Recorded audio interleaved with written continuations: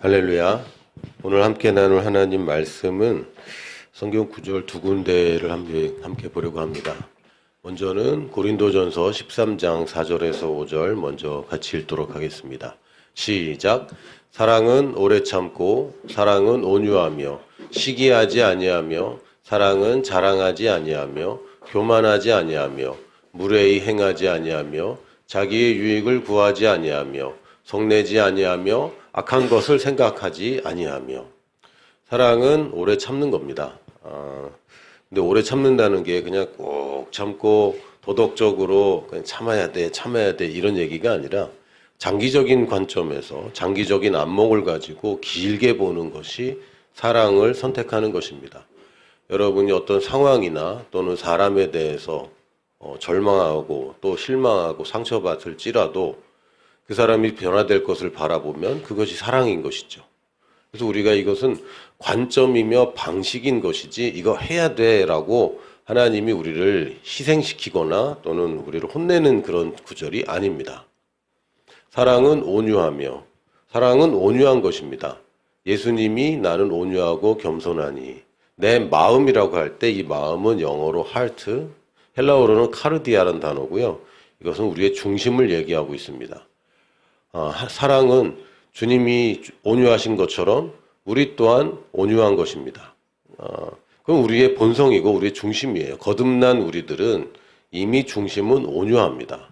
근데 잘못 살아온 습관들 때문에 우리가 사랑하지 못하거나 또한 사랑이 아닌 다른 방식을 택하고 있을 뿐입니다.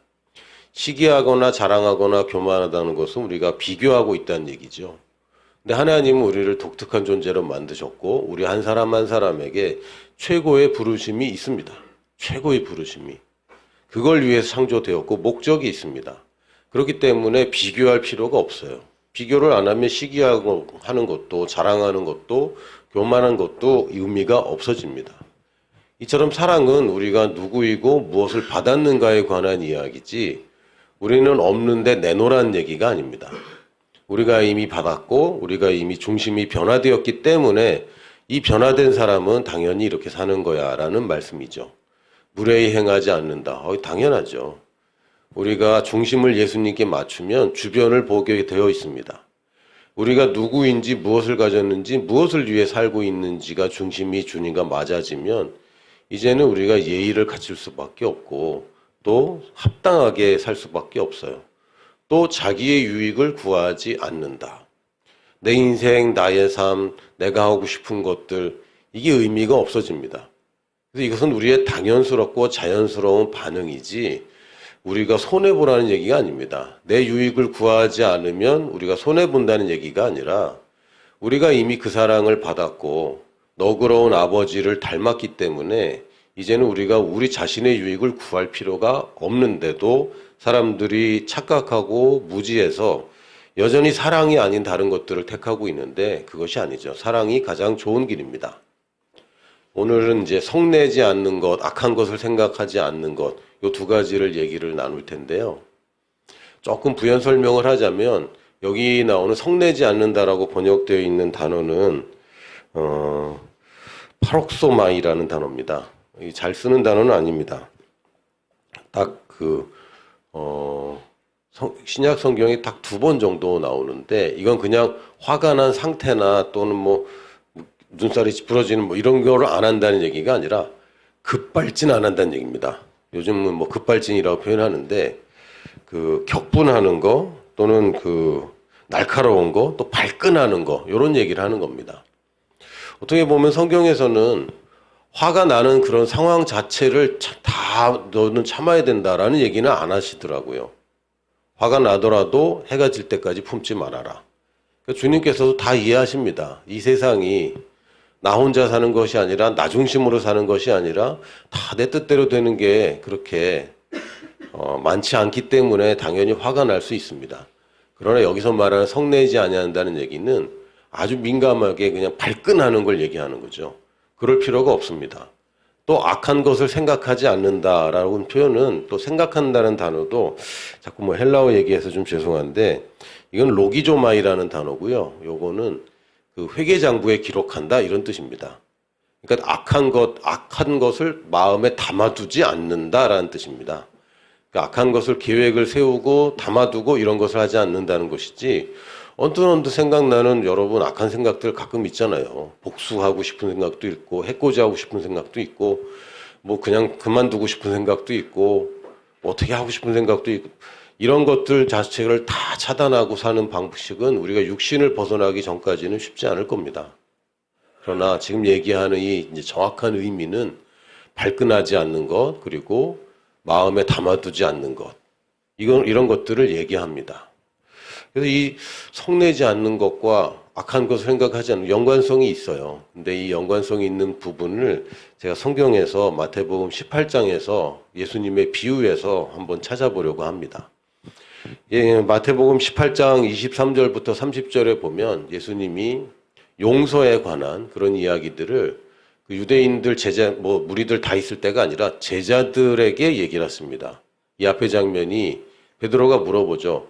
그럼 용서를 해야 되는데 7번까지 용서하면 되겠습니까? 그럴 때 예수님이 아니지, 70번씩 7번이라도 용서를 계속해야 된다라고 하시면서 그 이유를 설명해 주셨어요. 23절부터 읽어보면, 그러므로 천국은 그 종들과 결산하려 하던 어떤 임금과 같으니, 비유를 말씀하신 거죠.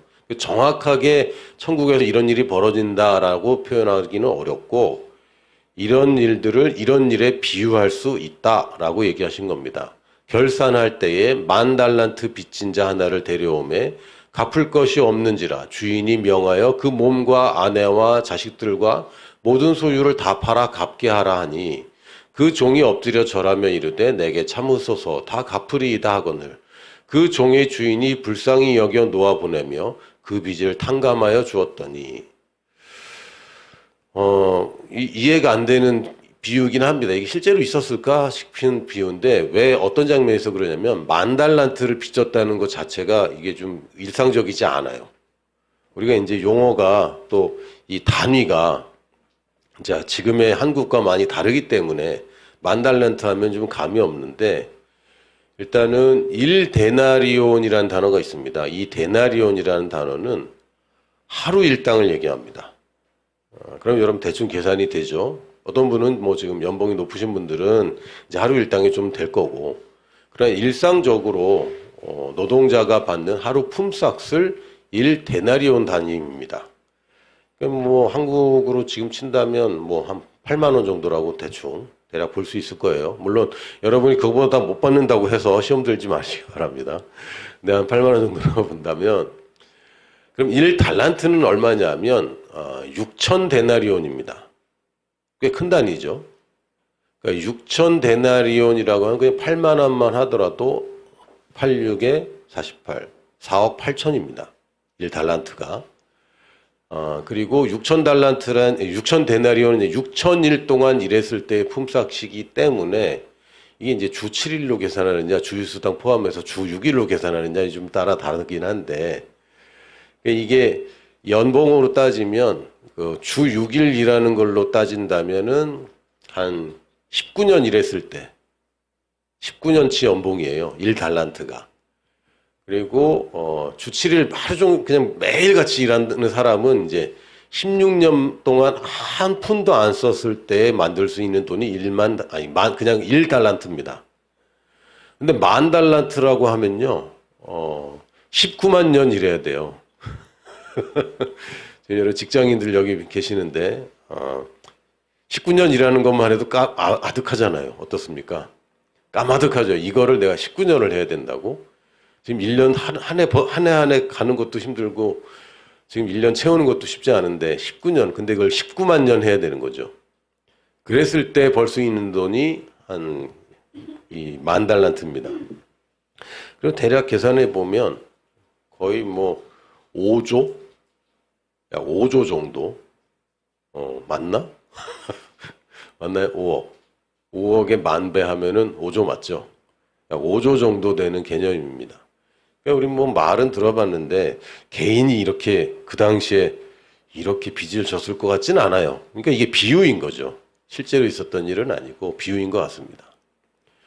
그래서 이 사람이 이 사람이 10,000달란트를 빚졌는데 이 왕이 이것을 탕감을 해주면서 근데 갚을 거라고 기대를 했을까요? 못했을까요? 기대할 수가 없죠. 이거 못 갚습니다. 지금 연봉 계산하지 마시고 연봉 계산은 됐고 이 사람이 못 갚아요. 그래서 27절에 그 종이 이 주인이 불쌍히 여겨. 그냥 불쌍해서 안 됐다. 어차피 못 갚는다. 갚을 가능성이 있다면 그걸 좀 깎아줘서 갚게 하는 거죠. 다른 비유에서 이제 깎아주는 얘기 나오잖아요. 불의한 청직이 나올 때. 그게 그런 얘기입니다. 갚을 수 있을 만큼 깎아주는 것은 굉장히 지혜로운 거예요. 채무를 줄여주는 거죠. 그래야 갚을 수 있기 때문에. 지금 한국이나 뭐 국가 간에도 이런 채무를 탕감해주는 완전 탕감도 있고 부분 탕감도 있는데 이 불의한 청지기가 부분 탕감을 통해서 이 악성 채무를 좋은 갚을 수 있는 채무로 줄여주는 거예요. 이걸 그래서 지혜롭다고 한 겁니다.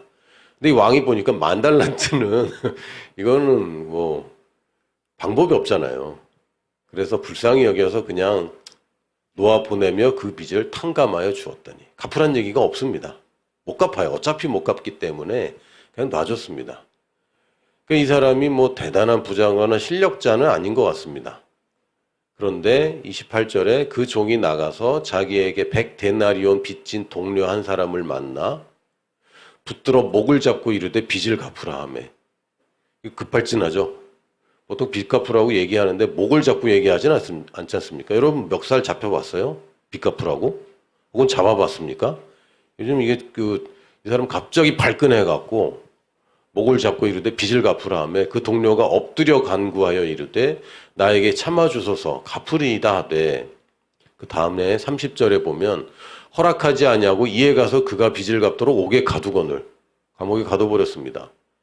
그랬더니 그 동료들이 그것을 보고 몹시 딱하게 여겨 주인에게 가서 그 일을 다 알리니 이에 주인이 그를 불러다가 말하되 악한 종아 내가 빌기에 내가 내 빚을 전부 탕감하여 주었거늘 10,000달란트를 19만 년치 연봉을 내가 너를 불쌍히 여김과 같이 너도 내 동료를 불쌍히 여김이 마땅하지 아니하냐 얼마죠? 200데나리온 200일치 일당 뭐 1년 연봉이 좀 안 되는 돈 19만 년 대 1년 주인이 노하여 그 빚을 다 갚도록 그를 옥졸들에게 넘기니라 너희가 각각 마음으로부터 여기서 마음은 마인드가 아니라 하트입니다.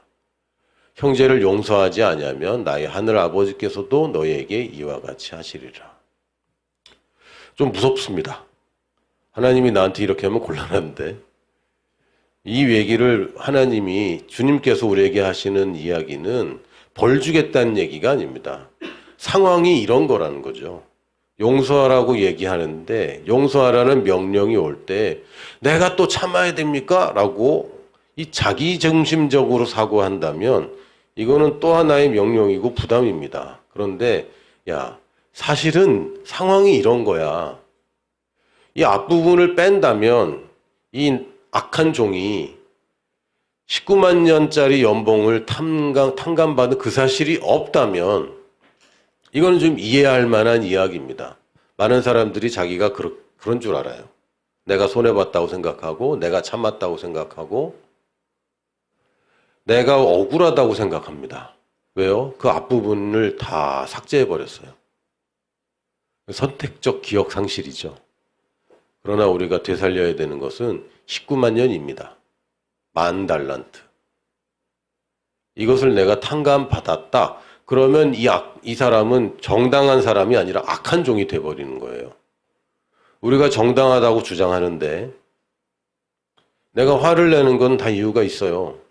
내가 용서하지 못하는 건 이유가 있어요. 라고 얘기하지만 그거는 앞부분이 생략됐을 때는 이유처럼 들립니다. 그러나 19만 년 탕감받은 사람이 할 얘기는 아닌 거예요.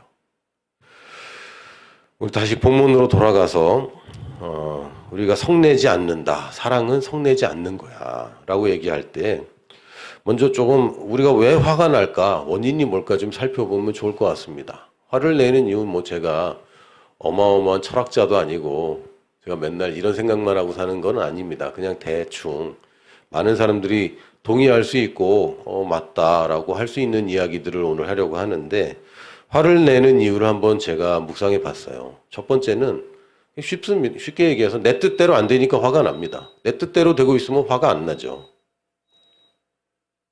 내 마음대로 안 되고 내 방식대로 안 되고 내가 원하는 대로 내가 요구하는 대로 안 되면 화가 납니다. 예를 들면 버스에서 내려주세요 배를 눌렀는데 기사가 안 내려주면 처음엔 당황하겠죠. 왜 안 내려주지? 그런데 내려주세요 그랬더니 계속 안 내려줘. 그럼 이제 화가 납니다. 내 뜻대로 안 되는 거죠. 내 계획이 망쳐지고 내가 그려진 그림이 망쳐지면 화가 납니다. 사실 많은 사람들이 화를 품고 삽니다. 말은 그렇게 안 하지만 결국에는 하나님께 화를 내고 있는 사람이 굉장히 많습니다. 내 뜻대로 되지 않는 것이 우리가 화를 내는 일이라면 사랑이라는 것은 자기 유익을 구하지 않고 하나님의 뜻을 구하는 것으로 넘어가는 것이죠. 내 뜻대로가 아니라 주님의 뜻대로, 또 내 뜻대로가 아니라 당신의 뜻대로. 이게 화를 내지 않게 되는 첫 번째 비결입니다. 내 뜻대로 안 하면 돼요. 두 번째는요, 내 뜻대로 안 된다고 다 화내는 건 또 아니더라고요. 지금 얘기하는 이제 급발진 얘기만 해보면 이건 습관입니다. 버럭 화내는 사람은 버럭 화냅니다. 이거 계속해요. 지금 죄송하지만 안타깝지만 저만 안타까울 수 있겠지만 저도 화를 잘 내는 사람인 것 같습니다. 이 습관입니다. 습관적으로 냅니다. 그래놓고 내가 왜 그랬지? 이제 많이 후회하는데 평소에 다스리지 않는다면 그 습관은 계속 될 겁니다. 여러분이 지금 화를 잘 내는 사람이든 잘 참는 사람이든 특히 어른들이 되었을 때 이제 성인이 되고 책임이 있는 자리에 가게 됐을 때 화 한 번만 잘못 내면은 굉장한 큰 어려움을 겪게 되죠. 역시 여러분 혹시 그런 경험 있습니까? 저는 있습니다. 그리고 제 주변에서도 화를 내면 안 되는 타이밍에 화를 한번 내버렸기 때문에 자기 자신과 가족들이 고통을 당하는 일 제가 많이 봤습니다. 근데 이거는 그냥 내 뜻대로 되지 않는다고 그건 근본적인 이유겠죠. 그러나 내 뜻대로만 되는 인생이 아니잖아요. 이건 우리가 계속 다뤄야 됩니다. 이 습관 중에 가장 중요한 습관이 말입니다. 평소에 말을 어떻게 하느냐. 이걸로 여러분의 삶을 다스릴 수 있어요. 생각으로 말을 못 바꿉니다. 그러나 말로 생각을 바꿀 수 있어요. 말은요, 여러분의 생각만으로 말이 나오는 게 아닙니다. 여러분이 누구인지 이 사람이 결정을 해줘야 말이 나오는데 생각은 대부분 선택하기 전에 먼저 생깁니다. 생각은 여러분이 선택 전에 먼저 반응합니다. 그렇죠? 날씨가 추우면 추워라는 생각이 들죠. 그냥 옵니다.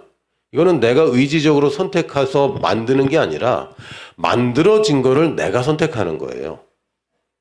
근데 말이 저절로 나오진 않습니다. 말은 내가 의지라는 것이 작동돼야 되고 이거는 나의 속사람이 관여할 수 있게 돼요. 그래서 이 내 속사람과 생각이 결탁이 되어야 이것이 말로 나오는데 생각을 다루려고 하니까 이건 내 마음대로 생각이 안 들어오는 거죠. 그래서 말로 다스리는 것이고 그래서 하나님이 말씀을 묵상하라고 얘기하는데 이 묵상은 히브리어로는 하가라는 단어고 이거는 말하다라는 단어입니다. 원래는.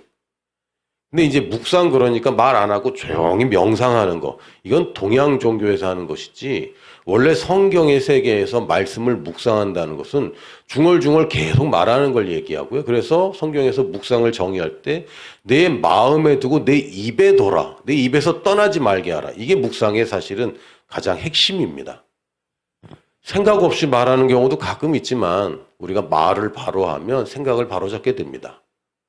일단 말의 습관이 여러분이 분노에 문제가 있을 때 분노를 다스리고 문제가 없더라도 이건 굉장히 치명적인 실수이기 때문에 여러분이 이 습관을 지금부터 고치지 않으면 점점 어려워집니다. 점점 어려워져요. 그래서 화를 내는데 내가 습관적인 화를 내고 있고 또 짜증을 많이 부리고 있고 내가 사람들한테 말을 심하게 하고 있다면 지금이 여러분이 변화시켜야 될 가장 좋은 시절입니다. 이걸 결단하지 않으면 앞으로 여러분이 큰 실수를 하게 돼요. 또 화를 내는 이유는 중심에서 벗어나면 화가 납니다. 내가 누구인지를 잃어버리면 화를 내고 있어요. 아까 얘기했듯이 내가 받은 것을 잊어버리면요. 이게 악한 생각이 계속 들어오고 악한 반응을 내보내게 됩니다. 자기가 누구인지 모르는 것, 중심을 벗어나는 것, 화살을 쐈는데 화살이 관역을 빗나간 것, 요거를 죄라고 부릅니다. 죄라는 거는 내가 특정한 어떤 짓을 자꾸 하고 안 하고 싶은데 하고 또는 하고 싶어서 하고 이런 것들이 죄라고 부르는데 원래 이 단어의 의미는 관역을 벗어났다는 거죠. 우리가 죄 가운데 있을 때 화를 더 냅니다. 사람들이 뭔가 캥기는 게 있을 때 화를 내죠. 아픈 부분을 건드릴 때 큰 반응을 합니다. 우리가 죄 자체를 다루지 않으면 죄가 우리를 다스리게 되면 이거는 계속 여러분은 인생을 망치게 됩니다. 오염시키는 것을 그냥 내버려둬서는 안 돼요. 귤이 썩으면 그거 썩은 거 버려야 됩니다. 그냥 내버려두면 계속 같이 썩어가죠. 우리 가운데 죄를 계속 용인하고 있다면 여러분이 지금 벌 받을까 봐 지금 이러는 거 아닙니다. 이 죄를 지면 하나님이 나를 벌 주시기 때문에 지금 죄를 다뤄야 된다는 얘기가 아니라 나의 인생이 가치가 있고 아름답고 또한 쓸모 있고 의미가 있는데 이 인생을 망치고 있기 때문에 그렇습니다. 관역을 빗나가 있으면 그건 잘못된 거죠. 관역에 맞춰야죠. 그래서 우리가 죄를 생각할 때 죄 지으면 벌 받아 라고 생각할 게 아니라 내가 중심에서 벗어났구나. 죄를 짓고 있고 내가 이 죄를 사랑하는 건 내가 중심에서 벗어났구나. 이 죄를 끊으려고 하는 게 이게 그 효과가 있는 게 아니라 중심을 회복하는 것이 효과가 있습니다. 지금 사랑이라는 것은 우리로 하여금 제대로 된 중심에서 기능하도록 이야기하는 것입니다. 이거 해라, 이거 하지 마라 이런 차원이 아니라 나의 중심을 올바로 찾으면 거기서부터 이 사랑이 회복되고 화를 내던 것이 이제는 화를 안 내게 되고 발끈하던 사람이 이제는 발끈하지 않게 되죠. 왜요? 사랑은 다른 사람을 위해서 우리를 희생하라는 것처럼 보이지만 결국엔 내게 가장 유익한 방식입니다. 그래서 화를 내는 것은 약간 운전하는 거랑 연관이 많은 것 같습니다. 얌전하던 분들도 운전할 때 막 화내는 분 있더라고요. 제가 아는 어떤 분이 평소에는 나이스합니다. 근데 운전할 때 굉장히 거친 거예요. 저도 뭐 그렇게 거친 차를 타는데 두려움 별로 안 느끼는데 좀 심한데?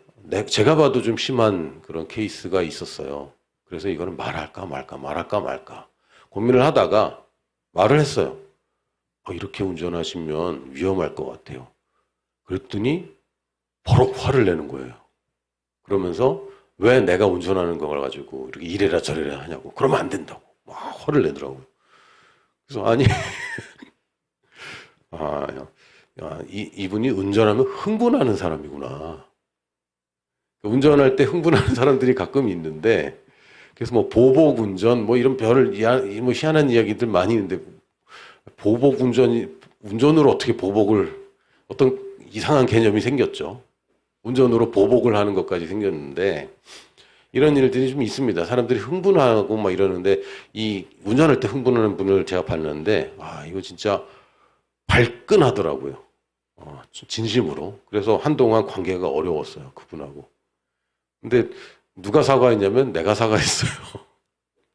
그분은 제 기억으로는 사과를 안 했어요. 근데 제가 이해하고 넘어가는 게 운전할 때 흥분할 수 있다 그랬는데 쉽게 얘기하면요. 여러분 인생에서 과속하지 말자는 겁니다. 성내지 말라 이 얘기는 얘야 과속하지 말아라.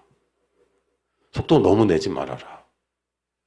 이제 운전을 해보신 분들은 알아요. 제한 속도가 있는데 안전 속도가 있어요.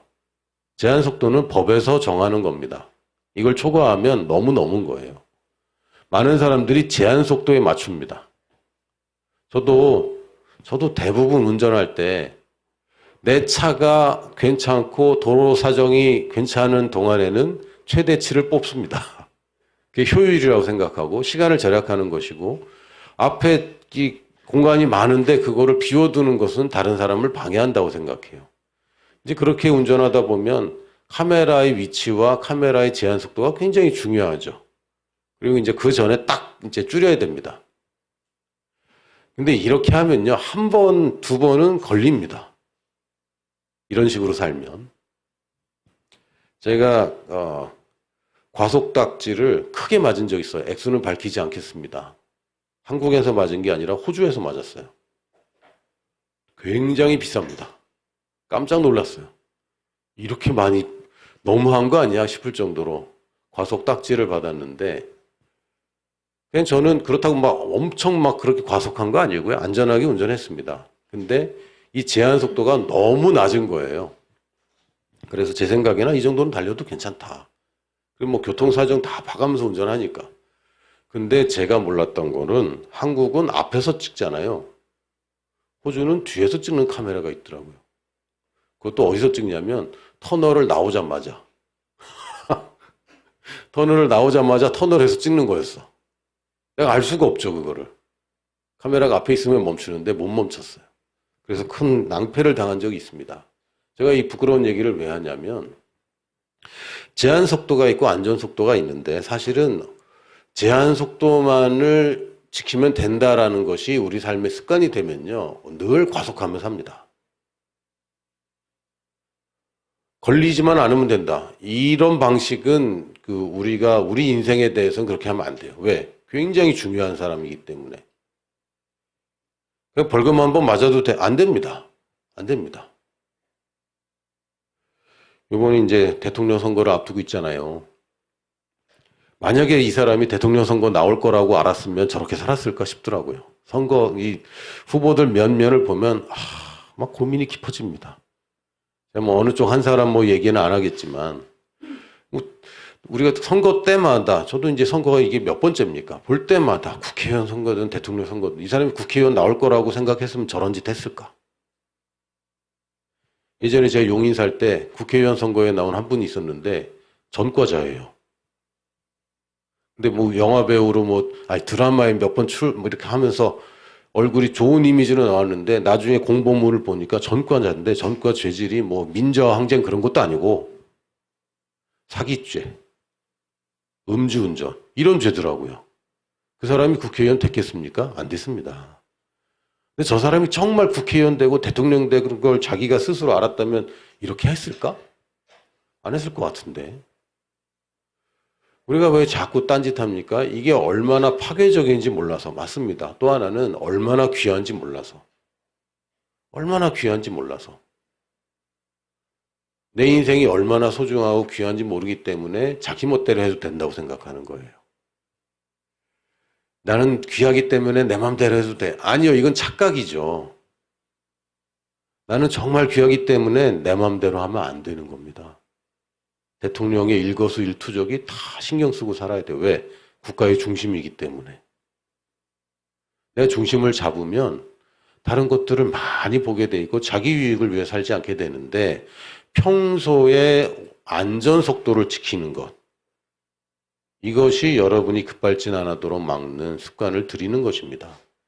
평상시에 바른 태도라고 한다면 말입니다. 여러분 말부터 옳은 말을 하는 것을 연습하기 바랍니다. 하나님 말씀에 있는 말들을 말하기 시작하세요. 혼자 있을 때부터 시작하세요. 그리고 사람들 앞에서도 하기 시작하세요. 때로는 막 닭살 돋고 이럴 수도 있습니다. 그러나 하십시오. 또 하나는 감정이 일시적이라는 것을 기억하십시오. 근데 저 같은 경우도 다른 분들 얘기할 게 아니라 저 같은 경우도 감정이 올라오면 그다음부터는 통제가 안 되잖아요. 감정이 올라오기 시작하면. 분노가 올라오기 시작하면 통제가 어려워요. 브레이크 없는 자동차 같아요. 내리막길에서는 어쩔 수가 없는 거죠. 아니요, 브레이크 만들어야 됩니다. 또 우울해지기 시작하면 막 우울해지고 사람 만나기 싫어지면 비관되면 비관되고 브레이크를 만들어야 됩니다. 감정은 일시적이기 때문에 그때만 잠깐 브레이크 잡아주면 돼요. 평생 내리막길이란 없어요. 내리막길도 있고 오르막길도 있는 거죠. 여러분이 브레이크를 가져야 됩니다. 브레이크. 이걸 뭐라고 그러죠? 브레이크는 우리가 밟는 브레이크도 있지만 브레이크를 우리가 잠깐 쉬었다 가는 것, 이걸 브레이크라고 합니다. 성경에서 괜히 안식일을 중요하게 여기는 게 아닙니다. 6일 일하는 것보다 7일 일하는 게 돈 더 많이 벌 것 같잖아요. 아니에요. 그게 아닙니다. 브레이크를 가져야 됩니다. 단지 내가 브레이크를 잘 밟기 위해서는 브레이크를 가져야 돼요. 여러분, 일주일에 하루를 브레이크를 중요하게 생각하셔야 됩니다. 온라인으로 예배 드릴 수 있어. 맞습니다. 그러나 중요한 온라인 예배입니다. 예배 방식이 이게 맞다 틀리다 하는 게 아니라 어느 것이 더 효과적이고 어떤 것이 여러분이 가치를 두고 있는 방식입니까? 이거는 굉장히 중요합니다. 여러분, 여건상 또는 코로나 바이러스상 어쩔 수 없이 온라인 예배를 드린다. 그럼 여러분 그 브레이크를 굉장히 중요하게 여겨야 됩니다. 그래서 준비해야 되죠. 무엇보다 여기 오프라인 예배에 참석하는 것보다 더 중요하게 여긴다면 그거는 뭐라고 얘기할 필요가 없어요. 근데 현실은 어떻습니까? 덜 중요하게 여기죠. 이게 여기서부터 문제가 생깁니다. 여러분, 하루에 브레이크가 있어야 됩니다. 육신적으로도 마찬가지예요. 여러분, 직장 생활에 점심시간 없다고 생각해 보세요. 끔찍하죠. 점심시간 없는 근무, 밥도 못 먹게 하는 근무, 쉬는 시간 없는 노동. 이거는 심각하죠. 근데 우리 육신만 브레이크가 필요한 게 아니라 평소에 여러분들이 브레이크들을 계속 잘 만들어줘야 됩니다. 매일 하나님의 말씀을 읽는 것을 여러분 하셔야 됩니다. 한 절이라도 됩니다. 한 절이라도. 그러나 매일 브레이크가 필요해요. 짧게라도 여러분이 하나님과 교제하는 시간을 마련해야 됩니다. 이게 중요합니다. 여러분, 자동차에서 가장 중요한 부품을 뭐라고 생각하십니까? 브레이크입니다. 여러분, 엑셀이 안다고 브레이크 있으면 되잖아요. 엔진이 고장났어요. 죽지는 않아요. 자동차의 기능을 못할 뿐이지. 가장 중요한 것은 브레이크입니다. 여러분, 영적인 브레이크 꼭 가져야 됩니다. 브레이크 성능이 좋아야 됩니다. 비싼 차는 빨리 달리는 차가 아닙니다. 빨리 멈추는 차입니다. 그게 가능해야 빨리 달려요. 제가 아는 분이 되게 럭셔리 자동차 사장님이셨거든요. 이분 차 타면요, 이분도 되게 테스트하는 것처럼 몰아. 근데 이번에 차가 좋기 때문에 안심할 수 있어요. 왜? 멈출 때 멈출 수 있는 차거든요. 밟을 때 밟을 수 있고 멈출 때 멈출 수 있어요. 그러니까 좋은 차는 빠른 속도의 차가 아닙니다. 빠르더라도 브레이크가 있어야 좋은 차예요. 하나님이 여러분 괴롭히려고, 하나님이 심심해서, 하나님 외로워서, 쓸쓸해서 만나자고 하는 게 아닙니다. 예배드리라는 게 하나님, 내가 좀 받으려고 그래. 헌금도 좀 받고, 기도도 좀 받고, 찬양도 좀 받고, 받으려고 그래. 이래서 뭘 드려라, 뭘 해라라고 얘기하는 게 아니라, 우리가 평소에 브레이크들을 잘 만들어 놓으면 여러분 위기의 때에 그 브레이크를 밟을 수 있어요. 급발진이 아니라 그 브레이크를 할 수 있어요. 감정이 일시적인 것인데 일시적인 것을 여러분이 지혜롭게 잘 넘길 수 있습니다. 근데 이게 잘 안 되면, 물론 오늘 좀 했다고, 일주일 좀 했다고 여러분이 한꺼번에 바뀌거나 그러지는 않을 겁니다. 그러나 지금 바꾸지 않으면 내년에도 똑같을 거예요. 2월이 벌써 다 갔어요. 2022년 2월이 지나갔습니다. 엄청 빨라요. 왜 이렇게 빠르지 모르겠어요. 좀 있으면 3월이 지나간다고 얘기할 거고, 좀 있으면 여름이라고 그럴 거고, 또다시 겨울이 올 거고, 2023년이라고 그럴 겁니다. 지금 시작하지 않으면 내일 바뀌지 않더라도 내년에도 똑같아져요. 이거는 비참하죠. 이거는 죽어가는 겁니다. 우리는 육신은 쇠퇴할지라도 계속 영적으로 성장할 수 있습니다. 자, 또 하나는 과속하지 않는 거, 화를 내지 않는 거, 급발진 안 하는 거 얘기를 했고요. 또 하나는 용서하고 잊어버리는 이야기를 좀 하려고 합니다. 오늘 달란트 비유를 보면 목록을 작성하다 이런 뜻입니다. 여기 악한 것은 생각하지 말아라. 고린도전서 13장에 보면 악한 것을 생각하지 말아라. 이 생각한다는 얘기는 근데 자꾸 생각이 들어요 라는 게 아닙니다. 그 생각 얘기하는 거 아니에요. 그런 마음이 들어요. 그런 생각이 나요. 생각나는 거 얘기하는 게 아니고요. 여기서 로기조마이라는 단어는 장부에 내가 이거는 들어온 거고 이거는 쓴 거야 라고 양쪽에 기입하는 걸 얘기합니다. 이걸 다른 성경에서는 여기다 라고 이제 번역을 많이 해놨어요. 악한 것을 자꾸 장부에 적지 말아라 라고 얘기하는 겁니다. 여러분이 이제 손해본 거 얻은 거 이거 장부를 적어야 되잖아요.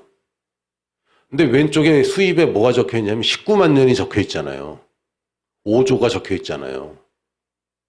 여기다가 계속 적어가서 페이지 넘어가고 또 적고 페이지 이거는 안 적고 내가 받은 것은 다시 적지 않으면서 오른쪽만 계속 적으면서 페이지가 넘어가요. 그럼 어떻게 됩니까? 내가 이렇게 손해봤네. 착각하게 되는 거죠. 뭐라고 얘기하는 거예요? 장부 정리는 제대로 해야지. 너 얼마 받았어? 19만 년치요. 저 사람 얼마 맺었냐? 1년치요. 의미 없다. 장부를 정확하게 기록하십시오. 악한 것만 기록하는 거 안 됩니다. 여러분이 손해본 거 기록하는 것만 안 됩니다. 여기서 이제 다툼이 생기고 여러분의 사랑을 가로막는 것은 내가 받은 것이 적다고 생각해요. 이런 착각이 있어요. 그러다 보니까 악한 것을 계속 기록하는 거죠. 악한 것만. 받은 거 기록 안 하고 나간 것만. 그럼 지출만 적은 장부는 이 반쪽짜리예요. 수입 지출이 다 있어야죠. 주님이 예수님이 대신 갚아주셨습니다. 이미 탕감되었습니다. 1만 달란트가 탕감되었습니다. 비유이긴 하지만 그럼 우리 받은 것도 헤아려야죠. 요게 두 가지를 합치면 뭐가 되냐면 여러분들이 하루에 브레이크를 갖고 받은 것을 헤아리기 시작하십시오. 어려운 것도 아니고 여러분이 애써서 힘써서 안 받은 것 같은데 받았다고 하는 건 그거는 어려워요. 받지 않았는데 내주라 그러면 어려워요. 그러나 브레이크, 오케이, 지금 잠깐 내가 받은 거 잠깐만. 아, 그렇지, 19만 년치. 여러분 연봉에다 한번 계산해서 액수를 적어 놓으십시오.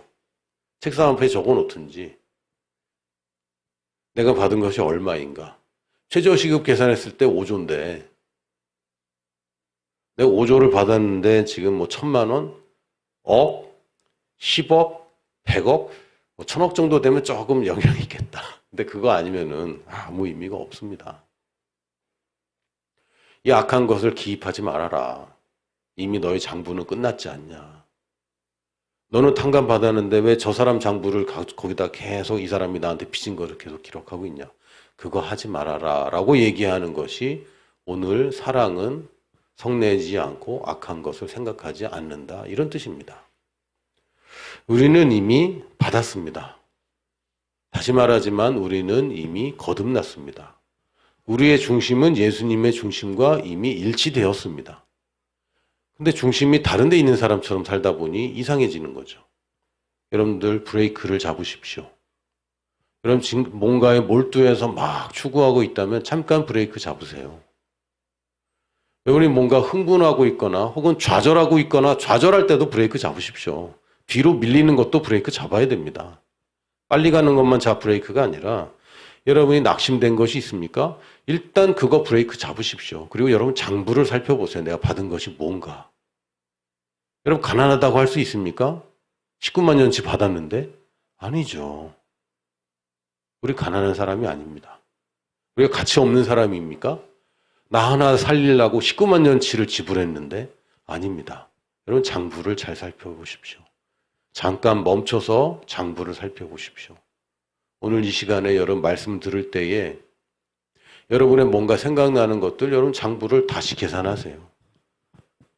지금 내가 지금 속상한 거, 손해받은 거, 이 사람이 잘못한 거 이런 모든 것들에 장부 기입을 다시 하십시오. 이게 탕감돼야 되는 빚인지 아니면 지금도 유효한 채무인지.